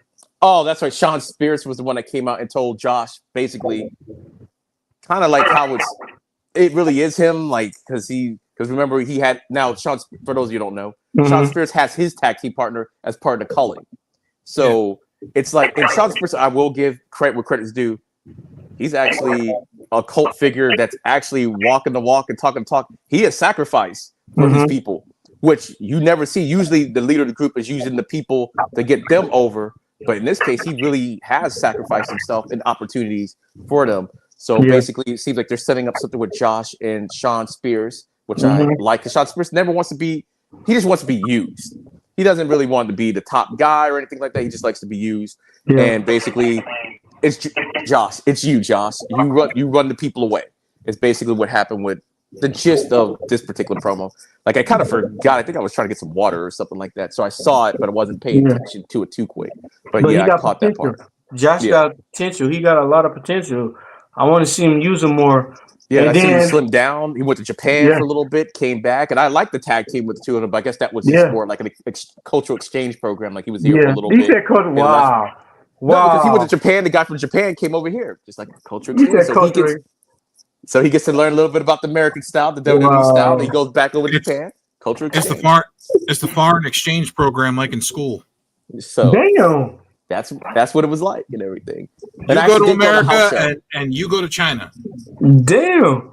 And I did go to a house show and saw them both wrestle. So I'm like, yeah. EOD, you and Joe should be a heel tag team because right now y'all on some heel shit right now. No, that's what he's gone. He's gone back to Japan. I mean, so he was here for a little bit, just like Josh was over there for a little bit. Yeah. He went home. Program. He went home. They kicked him out of the country. Man, for real. He said, I'm sick of y'all shit. I'm sick of y'all American shit. I'm going back to eat sushi and all that shit. See now who's being the heel now? Who's turning heel now? He had to get home before the tariff started. He had to get home before the tariff started. So I didn't like that little 100 hand slap that he used to do. Oh man, I don't remember his name, though, but when I first saw it, I was like, did he just do the 100 hand slap? E Honda. I was like, wow. It was a dude in WCW. He used to do it too. Okay. WCW. You remember NWO Revenge, WCW NWO Revenge? Oh, I had the game, but I can't remember who. He'd slap you with it and then do a cartwheel and hit you in the head. Heavy set dude. Cartwheel and kicking. Oh, Kane's back. Yeah, he'd do the 100 hand slap and then cartwheel and hit you in the head. About time you back. Hey, my son called me, bro. I had to talk to my son. Oh, word. I thought you had to go take a poop or something. Yeah. No, my son called me. Hey, I thought you was taking a shit eating tacos at the same time. No. Hey, taco don't sound half bad. I ain't gonna lie, but no. Hey, I know somebody. My son called me, bro. I had to talk to him. Hey, I know somebody. He had some stuff. He has some stuff going on. He good? He always has stuff going on. Yeah. Hey. He has stuff going on. Hey, but I know somebody that takes shits and eat tacos or eat their food at the same time. I said, man, I can't be your friend no more. They're not trying to waste time. Going on, man. Trying to multitask. It's multitasking. Hey, that's disgusting. Why you want to smell what you eat, smell what you shitting out? They must like the poop. I know one other person that like that, bro. Older dude. He an older dude. This he used to sit on the toilet. Why he eating? Oh man. Hey, them psychopaths right there. Them people that have killed people before. Yeah, for real. Kane, what do you think of the main event? The main event. What you think about it? Hold on. What's the main event again? Stephanie Van Curry, Jordan Grace versus Family Henley and the one other chick. JC Jane. JC Jane, yeah. The pointless women's tag team match that had nothing to do with nothing. I feel like there was a lot going on in that match, bro. It was a whole lot going on. And did you move out? It was a meaningless match. Man, to be honest though, I think it was straight though. I think it was a straight match, bro. But I mean, be honest though, I'm not a big fan of Jordan Grace and shit. Yeah. I mean, she's starting to wail on me a little bit. But Jordan Grace and Stephanie, man, they did their thing. Yeah, they did their thing. I mean, as far as I can tell, they did their thing. But for real. They did their thing, bro. If I'm NXT and Shawn Michaels, I'd want a refund and send her back to TNA. You want a refund for everything though, Joe? Man, for Jordan Grace. You already cheap. I want a refund for Jordan Grace because I feel like she's a waste of money. Cheap ass. You already cheap. Yeah, be honest though, with them matches though, normally I be in the bathroom on the matches. I ain't gonna lie. Hey, so what would you grade it, Kane? Maybe a C. Maybe a C. Yeah, because like I said, them matches normally, bro, I be in the bathroom. I gave it a B. Yeah, I gave it a B. You gave it a B? Okay, I gave it a B. They gave it. Cool. You gave it a C. They gave it a D. So we're all over the place for an average C average, I guess. But C we don't all have to come with the same average. You know what I mean? Yeah. EOD, what was the final segment after the match? What happened? Oh, I almost forgot about because that leads to what we talked about earlier with Ricky Saints. Ricky Saints got jumped in the back by Ethan Page because Ethan Page tells him like, "I told you we're going to do this later. Now it's later." And so I like that. I like that. Even though here's the thing. Here's the one thing. Them feuding is fine. Them feuding over the belt, I don't like. Here's why. Ethan Page is a former NXT champion. In my opinion, once you're the man, you're the man. You don't go backwards for titles. That's just my personal beef with that kind of stuff. Yeah. Like, only person that has exception is Sheamus because he needs it to become a Grand Slam champion, so he gets a pass. That's understandable. But is they ever gonna give it to him? I don't know. I don't know at this point. I think Ric Flair was back to the IT title. Hey, Ric Flair did it. Ric Flair did it. I said what I said. I get why they do it, but I don't like it. Because I'm like, you should always be, if you're like when Kane won the championship the first time. Remember how long he had that belt? 24 hours. The first time he had it. But to me, because he had the belt, he's always in the heavyweight division. He might be at the bottom, but you're always in that division because you were a world champion at some point. Now you're feuding for it and don't get it, that's different. But the fact that you had it, you're still the man. So you might be 10th man down on that pole. Somebody gets hurt. Hey, we need to throw a match. You're the guy.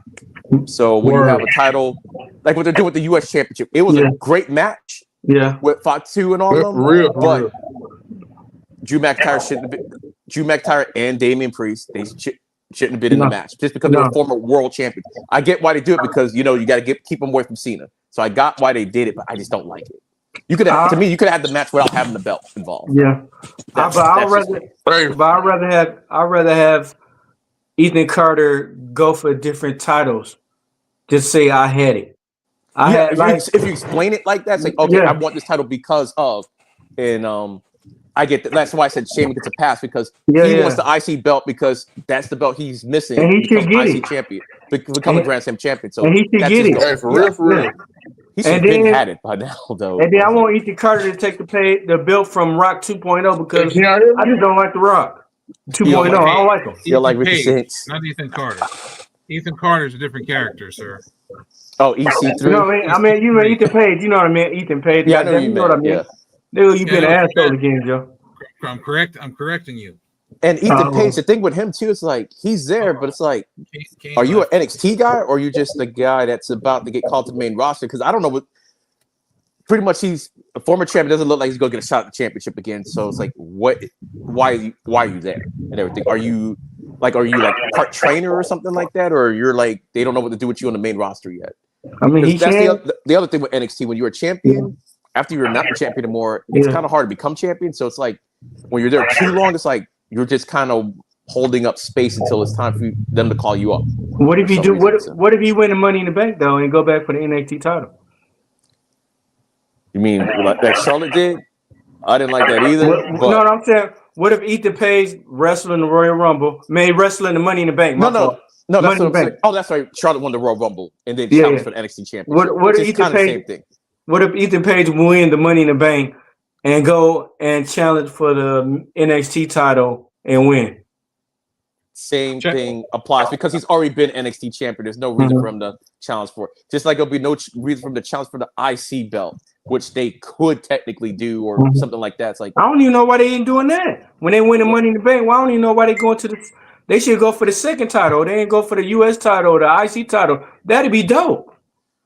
They should do it at least once. At least once they should probably do it. But to me, like because he's already been champion, I don't think But other than that, it's like okay, I get it. They're gonna have a good match again. Yeah. So. What you about to say? Kane's coming back in. Just make sure you're keeping an eye on when he comes in. Yeah, I got you. Okay, yeah, I'm looking. I got you. So what would you grade the whole NXT? What would you grade it? This show was just, even though it was good, it was just for NXT. This was just, it was kind of like, I don't want to say average because NXT is like every week is like really, really good. And this week seemed like it was not as good as it normally is. No. Even though I did like it, to me, like overall, B. It was just a B because to me, last couple of weeks, it's kind of especially going into into the Stand and Deliver. It was like A shows like every week. It's like to me, it was like better than Raw for the most part and everything. It was just something was going. Everything was better than Raw. Raw and SmackDown been like stinging up the joint. And I'm like, so this week was like, yeah, it was still good, but it wasn't like SmackDown normally be the one that's doing shit. They're going back to 2 hours here. I heard in like June or July. Yeah, I think June. Sometime in June is supposed to go back. They said they don't have an official date yet, but I heard like June sometime.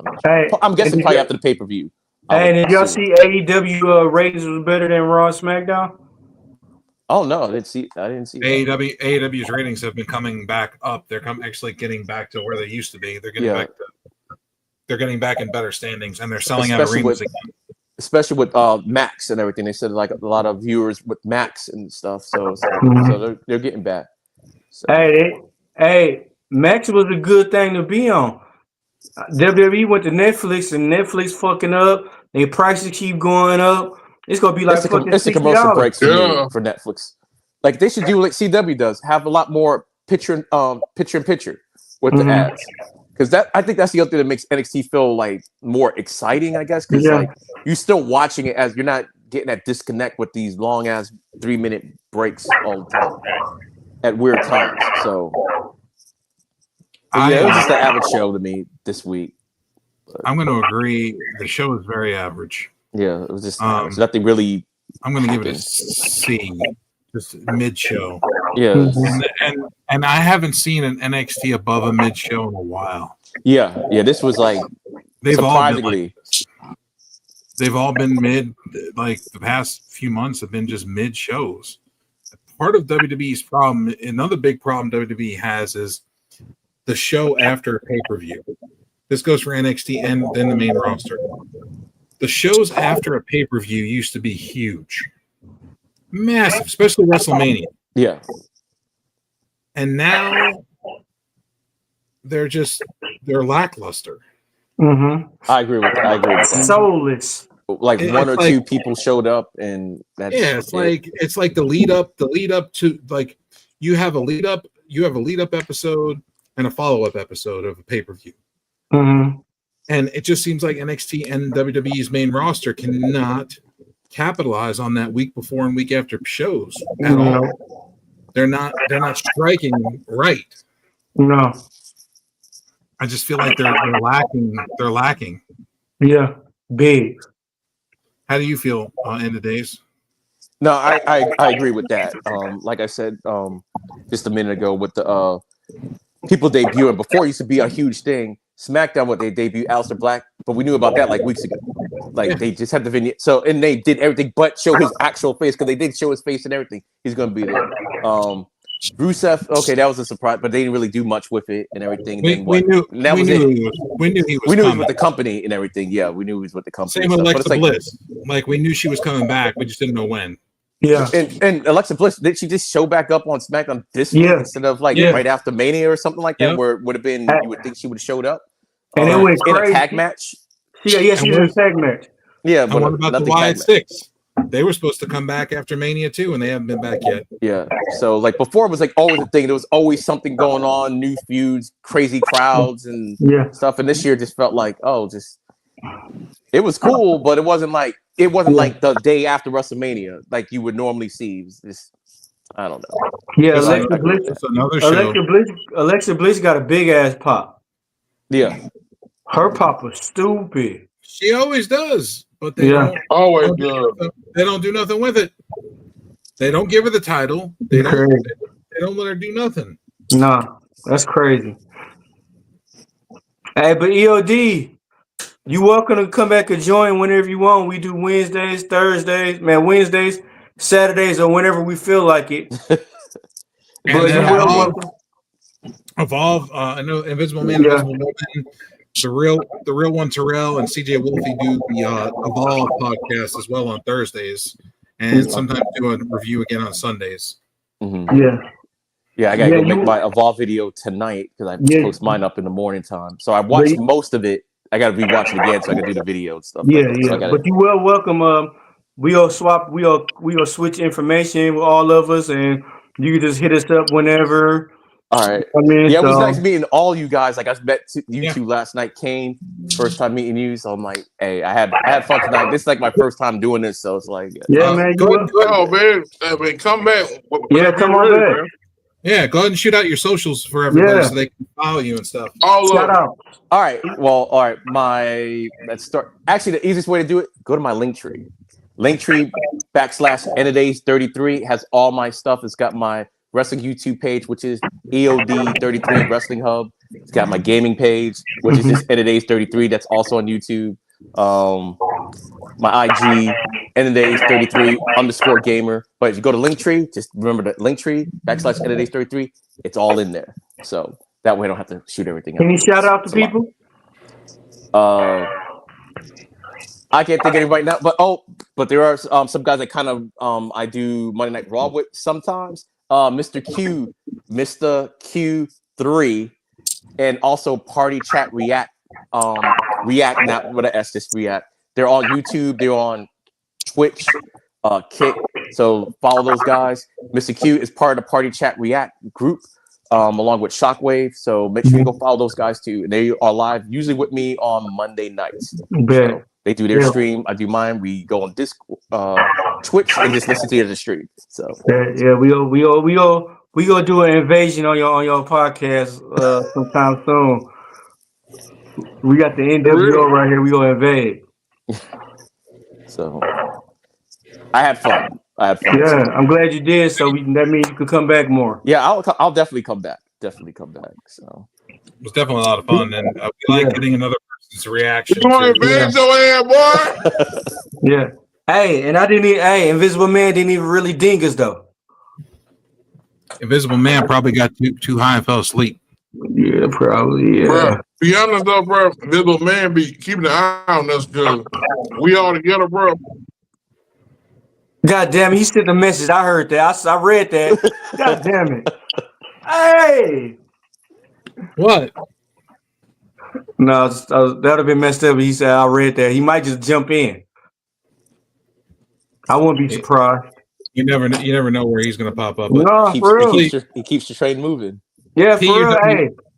PUWF on Saturdays, we usually talk about other wrestling stuff, like all the other stuff going on wrestling, news and rumors.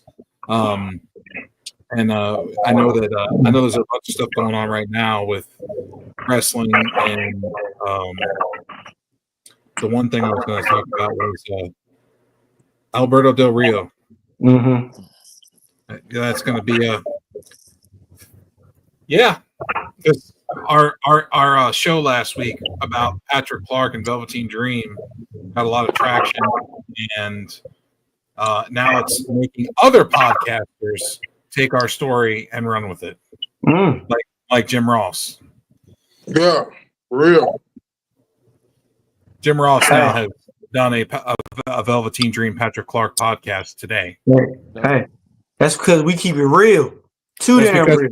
That's because they're watching us. They see us. They know what we're doing. Every time we talk about something, bro, the shit comes to fruition. It happens usually within a week.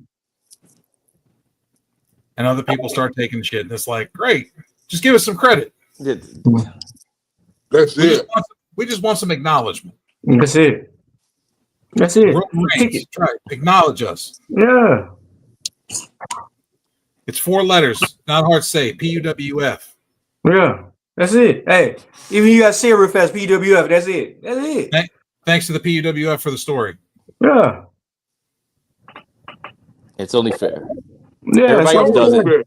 If you're like, every time you hear a report, say, "Hey, this person, we got this report from such and such." So yeah.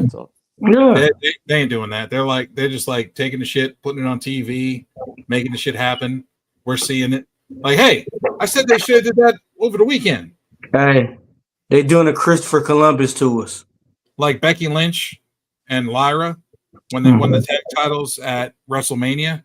I said they shouldn't have won the tag titles, and they should have lost to Liv and Raquel, and then they should have had Becky beat the shit out of Lyra and go heel. And that's what happened. And we did a live watch long, and then the next night on Raw, that happened. Yeah, that bitch are happy because Lyra didn't try to put up any offense. She was looking like, why? I'm sitting here watching this. I'm sitting here watching this shit like tripping the fucking balls. So I'm like yelling and screaming at my fucking TV, like, "Y'all thieving motherfuckers stole our shit!" Man, for real. Crazy. And that what happened too. Yeah. If NXT Mexico happens, aka AAA, because we said that we talked about that over 2 years ago, our shows, and we said that they're probably going to have an NXT Mexico eventually, and probably buy a Mexican company, and then lo and behold, here we are about 2 years or more later, they're buying AAA and probably going to form NXT Mexico. Yeah, that's crazy. Yeah, I never thought it would buy AAA, but they tried. I thought the same idea, but I didn't think it would be AAA. They would be the one that they would buy. I was like shocked. They tried buying CMLL. Okay. And New Japan too. They turned them down. CMLL turned them down, so they weren't selling. Okay.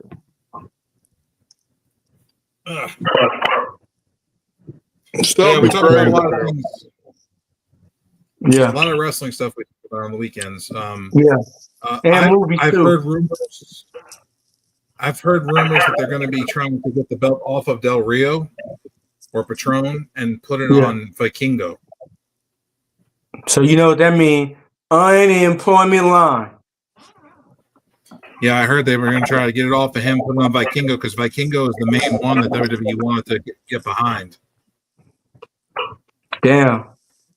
Del Rio has gone again by he finna be back wrestling in gymnasiums now. Mm-hmm. Yep, 50 people, $50. He finna be back. Yeah, I don't think WWE want those. They don't want those problems. No, they still dealing with Vince right now issues. They never brought Odyssey Jones back either, and he was found innocent. Yeah. Hey, but on that note, I gotta be working in the morning, so I'm gonna hit y'all later, bro. Oh, all right. We finna do shout out. All right, take it easy. Yeah, Be thanks for having me, man. everyone. And I will be back. I will be back, everyone. I will be back. Thank you, bro, for coming on. Pleasure having you on. Yes, sir. All right, let's wrap this up, partner, so we can go home. All right. Shout out Black Couch Booking, Sports Jedi, The Invisible Man. Shout out to EOD, special guest. Thank you for coming on. Hopefully you'll be back on. Candy Destroyer. Goddamn K-Fan Cartel. Misfit Nation. Misfit Nation, Christian and Don. Thank y'all for coming on. Like I said, it's your boy D-Walk, Mr. Flynn A10, my partner Joe BNCO. You know how we do it. See y'all Saturday, all right? Peace. Don't miss that, bro.